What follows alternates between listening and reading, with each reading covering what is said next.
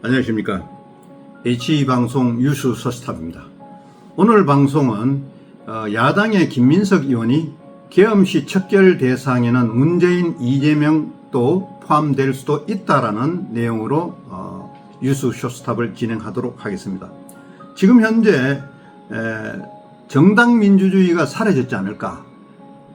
민주당이 지금 70년 역사에서 강한 대시를 하고 있는 현실 정치에 와 있습니다.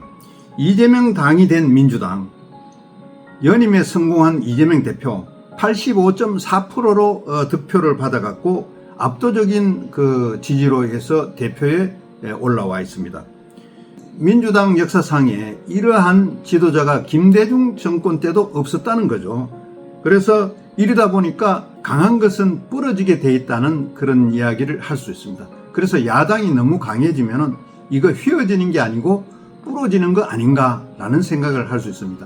민주당의 김민석 최고위원이 윤석열 정부가 반국가 세력 척결을 위해 계엄령을 준비하고 있다는 이른바 계엄령 의혹 주장을 거듭 이어가고 있습니다. 왜 그럴까요? 그만큼 죄를 지은 사람들이 있어서 그렇지 않을까요? 김 최고위원은 전날 자신의 유튜브 채널에서 윤석열 대통령의 반국가 세력 발언에 대해 계엄을 선포하기 위한 논리적 밑밥이라고 주장했습니다.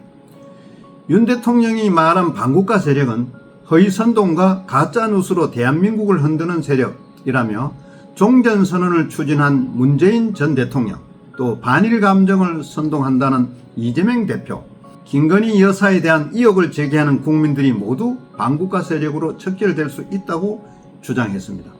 문 전 대통령과 이재명 대표도 체포될 수 있다는 그런 의미로 해석되는 것입니다.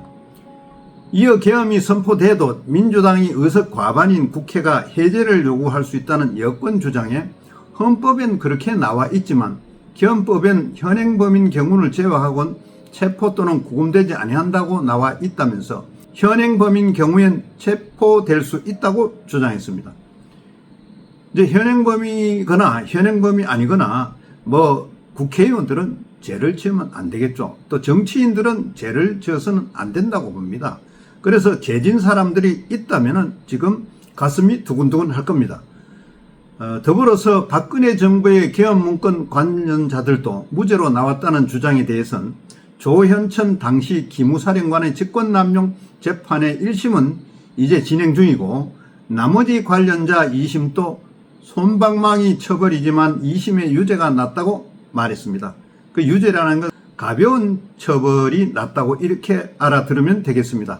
이와 관련해서 법조계 한 관계자는 국회의원이 누구냐는 질문을 받았을 때 대답하지 않고 도망갈 수 있는 경우가 얼마나 있겠느냐. 국회의원 수십 명을 현행범으로 몰아간다? 또 준현행범으로 보아서 체포할 수 있다? 이게 사실 현실적으로 불가능하다는 것으로 일부 법조계 인사들은 지적하고 있습니다. 아무튼 정당 민주주의가 지금 훼손되고 있는 상황에서 이게 정말 국회의원인가, 입법 독재를 너무 하고 있다, 이런 상황에서 나온 이야기 때문에 야당인 민주당도 한번 다시 되돌아 볼 필요가 있다는 거죠. 정말 우리 야당이 잘하고 있는지 한번 나름대로의 지난 100일간 한번 검토를 해볼 필요가 있다는 것입니다.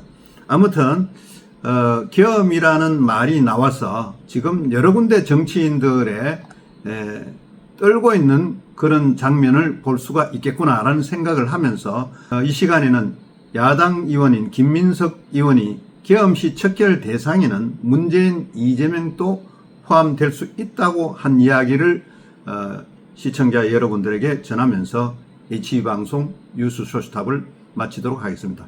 시청해 주셔서 대단히 감사합니다.